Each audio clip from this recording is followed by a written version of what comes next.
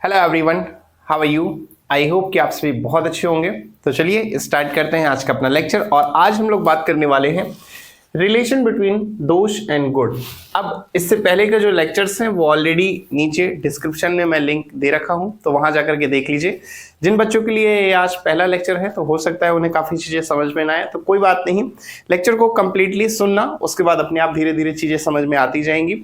और बाकी के लेक्चर्स नहीं देखा है तो या तो वीडियो एंड होने का इंतजार करो, लास्ट में आ जाएगा, सीधा डायरेक्ट क्लिक कर लेना, या फिर नीचे डिस्क्रिप्शन में लिंक दे रखी है तो पहले की वीडियोस देख लेना, तभी आपको ये लेक्चर समझ में आने वाला है। तो चलो आज के लेक्चर में हम लोग स्टार्ट करते हैं। और स्टार्ट करने से पहले मेरा नाम है हर्षित और स्वागत है आपका मेरे यूट्यूब चैनल बायोलॉजी क्लासेस में। काफ़ी बच्चे मुझे जानते हैं और जो बच्चे नहीं जानते हैं तो कोई बात नहीं, इतना भी फेमस नहीं हूँ कि हर कोई जाने, तो कोई बात नहीं। आप एक लेक्चर यहाँ पर थोड़ा सा वक्त गुजारिए, अपने आप जान जाएंगे कि मैं कौन हूँ।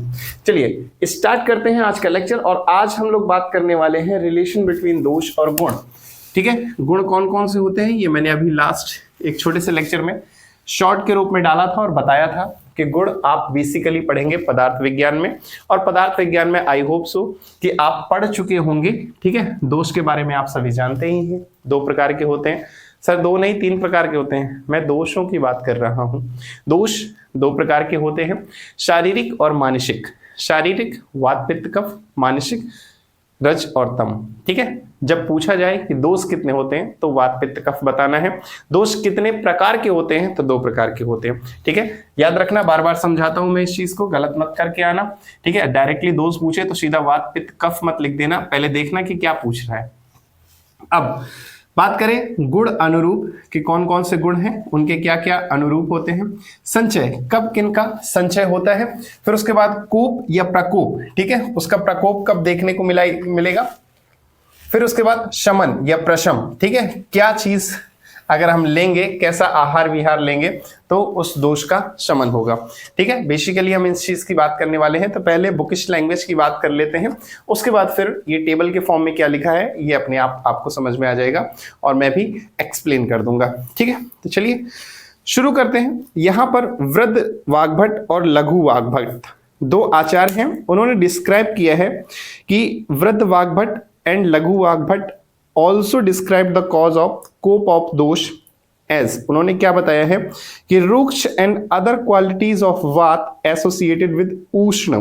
गौर से जो मैं बोल रहा हूं उसको सुनना कि रुक्ष अगर वात के साथ है और कौन सी क्वालिटीज है, उष्ण की भी क्वालिटी है, तो उन्होंने बोला है दे कॉज क्षय ऑफ वात। तो वहां क्या होगा, इस कंडीशन में वात का क्षय होगा। तीक्ष्ण and other qualities associated with शीत, अगर तीक्ष्ण है और शीत के साथ है तो यहां बात करेंगे पित्त की, तो कॉज क्षय ऑफ पित्त, यहां क्या होगा, पित्त का क्षय होगा।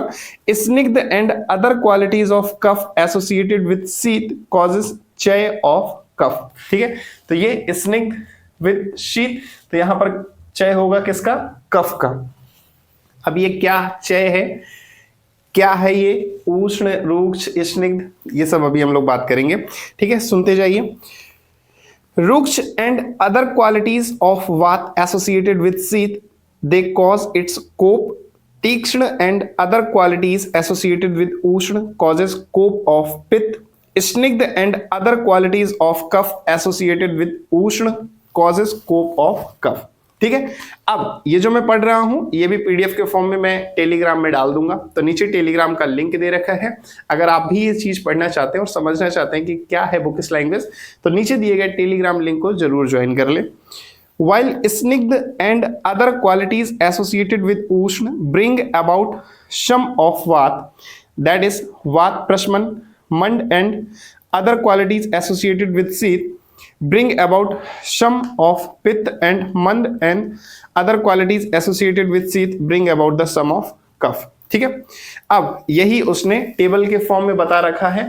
ठीक है, कि कब कोप होगा, कब शमन होगा या प्रशम, दोनों एक ही को बोलते हैं। ठीक है, तो ये कब बढ़ेगा, कब घटेगा, कब उसका प्रकोप देखने को मिलेगा।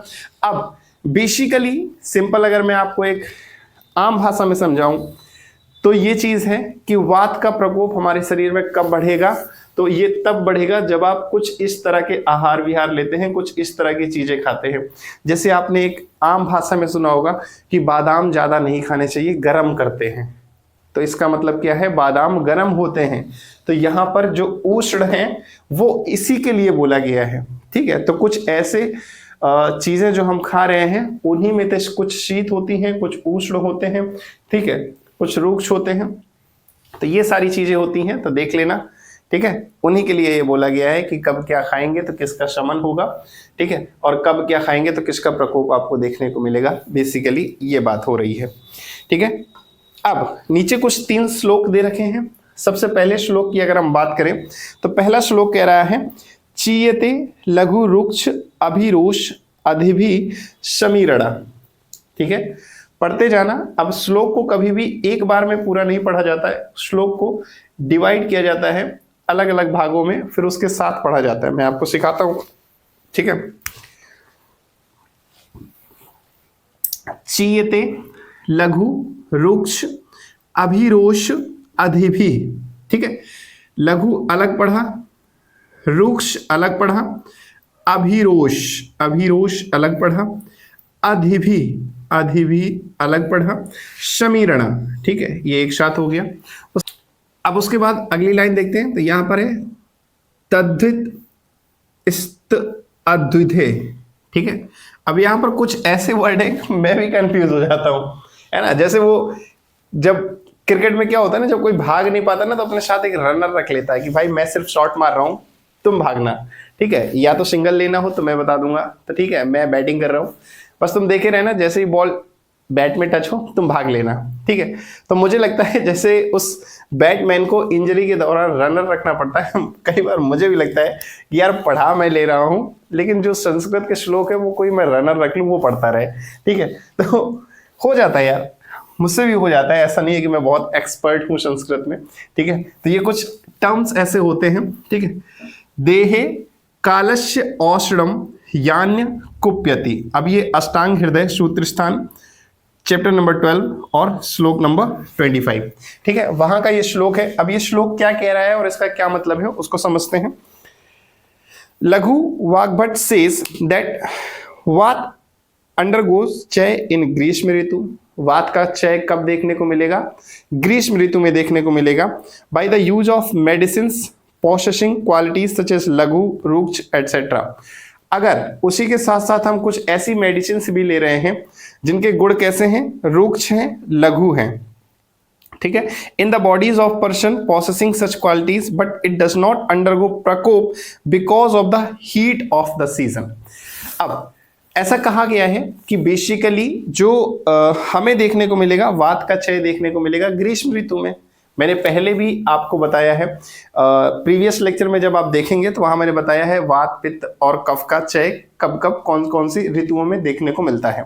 ठीक है, तो वहां भी ये बताया गया है कि वात का जो क्षय है वो आपको देखने मिलेगा कहाँ, ग्रीष्म ऋतु में। लेकिन उसी के साथ साथ अगर कोई पर्सन ऐसा है जो दवा भी ऐसे ही ले रहा है जो कि लघु है और रुक्ष है, तो होना तो चाहिए गर्मी में वात का क्षय, लेकिन वो उसके साथ मेडिसिन भी कुछ ऐसी ही ले रहा है, तो वहां पर ये चीज नहीं पॉसिबल हो पाएगी गर्मी की वजह से भी। ठीक है, गर्म होने की वजह से भी ये चीज नहीं होगी। ठीक है, उसका प्रकोप नहीं देखने को मिलेगा और इसको बोलते हैं this act as a hindrance. ये इस तरह से एक हिंड्रेंस की तरह एक्ट करेगा कि मतलब वात का क्षय होना चाहिए ग्रीष्म ऋतु में, लेकिन कुछ ऐसी चीजें या कुछ ऐसी मेडिसिन भी आप खा रहे हैं जिसकी वजह से क्षय नहीं हो पा रहा है, तो इसी को बोलेंगे हिंड्रेंस। ठीक है, अब नेक्स्ट श्लोक है। नेक्स्ट श्लोक भी कुछ इसी तरह आपको तोड़ तोड़ के पढ़ना होगा। कह रहा है अदुर अम्ल विपाक अभिरोष अधिभि इश्च तादृशम। ठीक है, ये वाला श्लोक है तादृशम। फिर बोल रहा है पित्तम याति चयम कोपम नातु कालस्य शैत्यता। ठीक है, ये अष्टांग हृदय सूत्र स्थान 25 के बाद 26वां अगला श्लोक ये है। ठीक है, यहां पर क्या कह रहा है, इस श्लोक का क्या मतलब है, ये कह रहा है कि सिमिलरली पित्त अंडरगोज क्षय इन वर्षा। अब पित्त का क्षय हमें कब देखने को मिलेगा, वर्षा ऋतु में देखने को मिलेगा, because of the production of अम्ल विपाक of water and food but does not undergo प्रकोप because of cold of the season। अब यहां पर पित्त यूजली वर्षा ऋतु में क्या होता है, क्षय होता है पित्त का। लेकिन यहां पर अम्ल विपाक के प्रोडक्शन की वजह से प्रकोप जो है वो देखने को नहीं मिलेगा। इसको भी क्या बोलेंगे, एक्ट एज अ हिंड्रेंस। ठीक है, नेक्स्ट है, लास्ट श्लोक है, चियते स्निग्ध शीत अभिरुद्र औषधि भी कफः तुल्ये अपि काले देहे चा स्कन्न त्वान प्रकुप्यति। ठीक है, ये देखो अगला श्लोक है, ये 12वें चैप्टर नंबर और 27वां नंबर श्लोक, यानी कि ये भी आपको अष्टांग हृदय में, ये भी अष्टांग हृदय में, ये तीनों ही आपको अष्टांग हृदय में दिख जाएंगे। जो बच्चे डेली लगातार लेक्चर देख रहे हैं उन्हें ये समझ में आ रहा होगा कि जितने भी श्लोक यहाँ लिखे होते हैं वो कहीं ना कहीं या तो अष्टांग हृदय के होते हैं या चरक के होते हैं। तो सर आप बेसिकली पढ़ा क्या रहे हैं, आप क्रिया शारीर पढ़ा रहे हैं या चरक पढ़ा रहे हैं या अष्टांग पढ़ा रहे हैं। अब आप देखिए, मैंने जैसा कि बताया था फर्स्ट लेक्चर में, झूठ नहीं बोला था कि आयुर्वेदा में बहुत सारी ऐसी चीजें हैं जो अगर आपने एक सब्जेक्ट को बहुत डीपली पढ़ लिया ना, फोकस होकर के, तो आप ये मानिए कि बाकी के 40 से 50% कोर्सेस आपने कंप्लीट कर लिए बाकी अदर सब्जेक्ट के। अगर आपने सिर्फ चरक पढ़ ली तो आप समझिए कि 40 से 50% कोर्स आपने बाकी सब्जेक्ट के कंप्लीट कर लिए। कहीं ना कहीं घूम फिर के यही सारी चीजें अलग अलग जो आपके सब्जेक्ट है उसमें बताई गई हैं। कुछ चीजें एडिशनल हैं, ठीक है, तो वो आप पढ़ लीजिएगा, बाकी चीजें काफी मिलती जुलती हैं। अब यहां पर लास्ट श्लोक में कह रहा है कि कफ अंडरगोज क्षय by the use of water and plants which possess qualities such as स्निग्ध एंड शीत इन द सीजन शिशिर and body of person of similar nature but kapha does not undergo प्रकोप। अब यहां पर देखो क्या कह रहा है, मैं समझा देता हूं। ये कह रहा है कि कफ का क्षय कब होता है, कफ का क्षय हमें देखने को मिलेगा। प्रीवियस लेक्चर में मैंने आपको बताया है कि कफ का जो संचय होगा या क्षय होगा वो होगा हेमंत ऋतु में, या आचार्य वाग्भट ने बताया है कि शिशिर ऋतु में।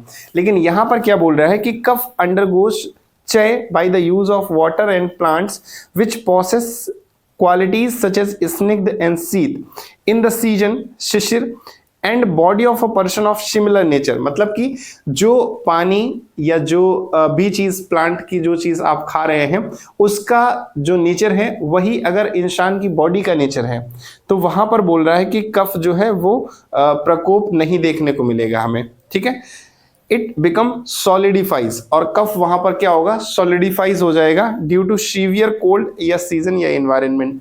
कई बार ऐसा बोलते हैं कि ठंड में कुछ ठंडी चीजें नहीं खानी चाहिए, या रात में बहुत सारी चीजें मना की जाती हैं कि रात में दही नहीं खाना चाहिए, मट्ठा नहीं पीना चाहिए। बहुत सारे लोग ये बोलते हैं कि जैसे अमरूद का सीजन अभी चल रहा है तो अमरूद रात में नहीं खाना चाहिए ठंडक में। तो ये इसीलिए मना करते हैं कि जो चीज जिस ऋतु में होनी चाहिए फिर वैसी नहीं होगी।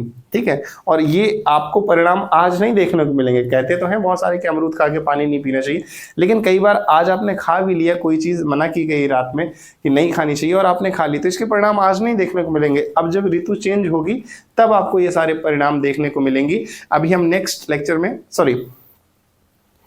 अभी हम आगे इसी चीज की बात करने वाले हैं कि बायोलॉजिकल रिदम, कैसे समय के अनुसार चीजें बदलती हैं और कैसे समय के अनुसार हमारे शरीर की प्रकृति में चेंज देखने को मिलता है।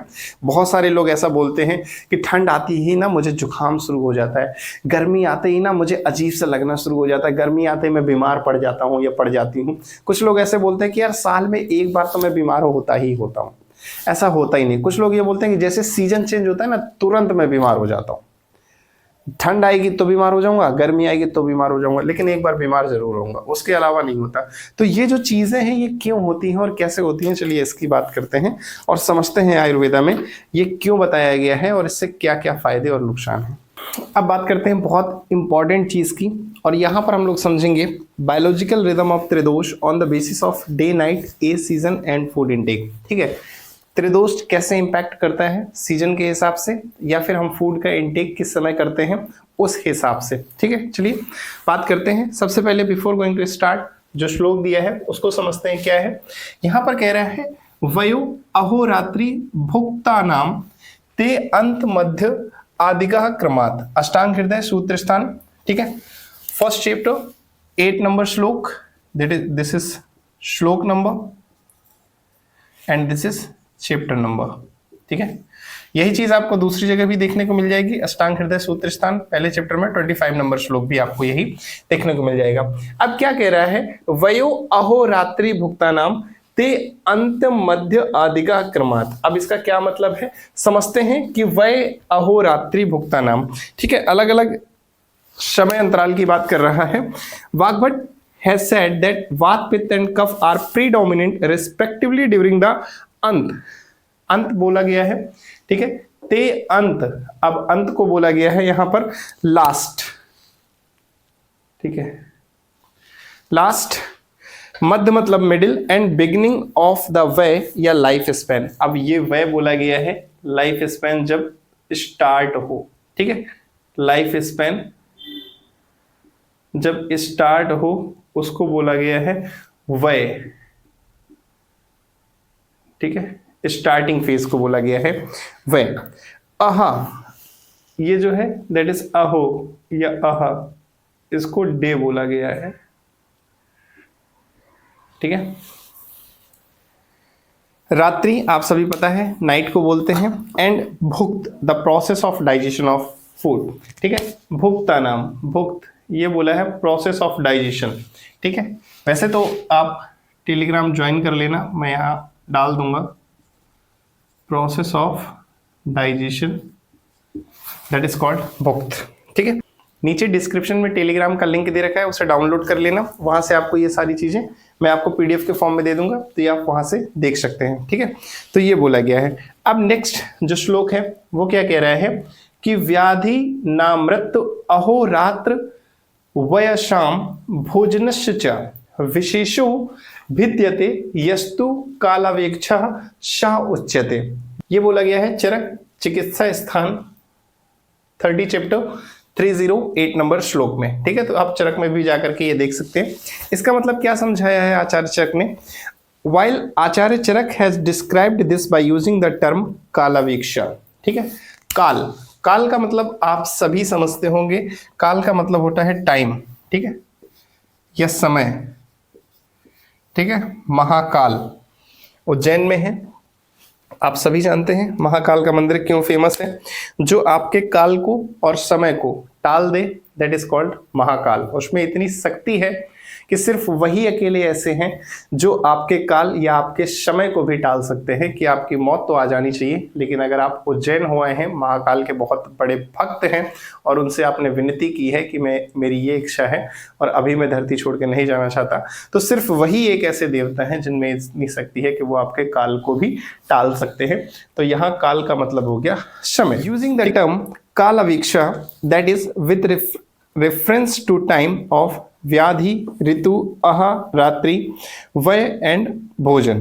विद रेफरेंस टू काल या टाइम के हिसाब से अगर हम बात करें, kalaveksha the specific classification of disease on the basis of aggravated doshas during different season different part of the body and nights different ages, यानी कि एज का मतलब अलग अलग लाइफ स्पैन की बात की गई है, and different stages of the digestion of food will be described here after. अब यहाँ पर देखो नीचे एक टेबल आपको दिखाई दे रही होगी, उस टेबल में देखो पूरा बताया गया है, ठीक है, कि अगर आप भुक्त भोजन करते हैं, भुक्त यानी कि अंत में अगर आप भोजन करते हैं या मध्य में करते हैं, आदि या दिन के पूर्व में करते हैं, तो क्या क्या चीजें हो सकती हैं, कौन कौन से दोष जो है वो आपके बढ़ सकते हैं, ठीक है। अब वय की भी बात करी गई है, वय यानी कि एजेस के हिसाब से बात करी गई है। यहाँ पर लाइफ स्पैन का मतलब आपके एज के हिसाब से, वृद्धावस्था में वात जो है वो आपको बढ़ा दिखाई देगा, युवावस्था में पित्त जो है वो बढ़ जाएगा, बाल्यावस्था में कफ जो है वो बढ़ा हुआ दिखाई देगा, ठीक है। अगर हम दिन की बात करें तो दिन में अपराह्न मध्य और पूर्वाह्न, दिन के शुरुआत में कफ की वृद्धि दिखाई देगी और मध्याह्न में पित्त की, और अपराह्न की बात करें सायंकाल या रात्रि होने से पहले वाला समय, तो वहां आपको वात बढ़ा हुआ दिखाई देगा। अगर रात्रि में ही इसी तरह से बात करें, यहाँ बेसिकली रात होने ना पाए, वहां पर सांझ ढलने के समय को बोला गया है अपराह्न, ठीक है, जहां हम लोग गुड इवनिंग बोलते रहते हैं। रात्रि की बात करें तो रात्रि के भी 3 पार्ट हैं, अपर मध्य और पूर्व रात्रि, ठीक है।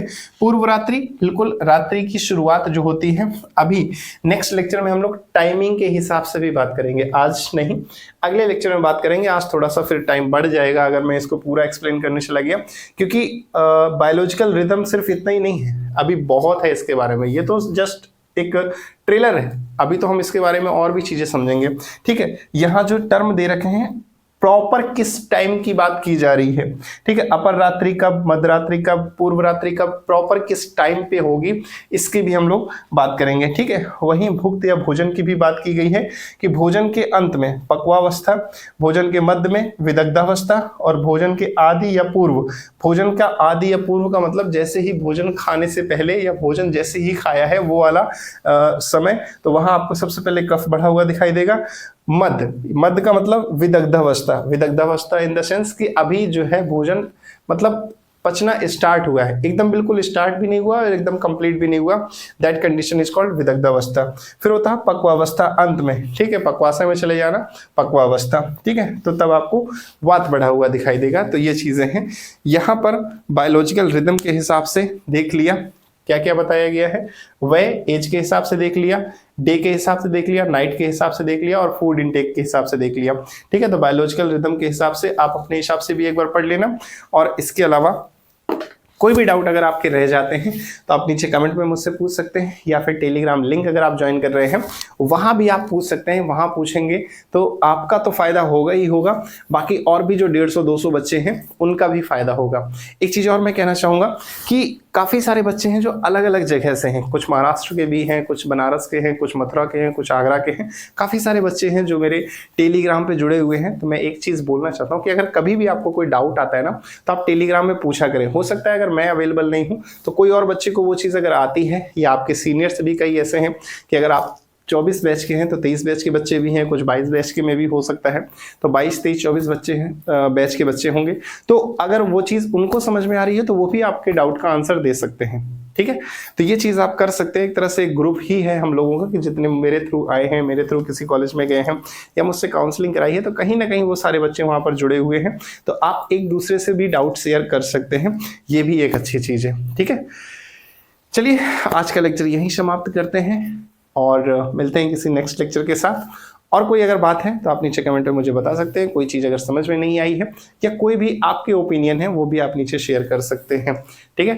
तो मिलते हैं नेक्स्ट लेक्चर के साथ। Till then take care, have a nice day, best of luck for your future. और वीडियो अगर अच्छा लगा हो तो शेयर कर देना अपने कॉलेज के ग्रुप में अपने सारे फ्रेंड्स के साथ, और चैनल को सब्सक्राइब कर लेना। मिलते हैं किसी और वीडियो के साथ। Till then take care, have a nice day, best of luck for your future. Thank you.